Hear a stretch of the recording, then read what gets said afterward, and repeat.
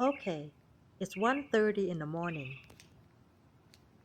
and there's this incredibly loud bird chirping right outside my house. Seriously? Listen to it.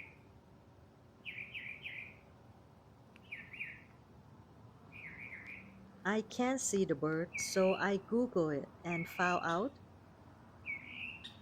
it's a northern mockingbird. What's interesting is that it's usually a male mockingbird making all that noise, especially if he lost his mate or is a young male seeking a female. So if you in bed and hear a bird singing outside at the odd hours, you can probably blame a lovelorn mockingbird. Do you ever heard it?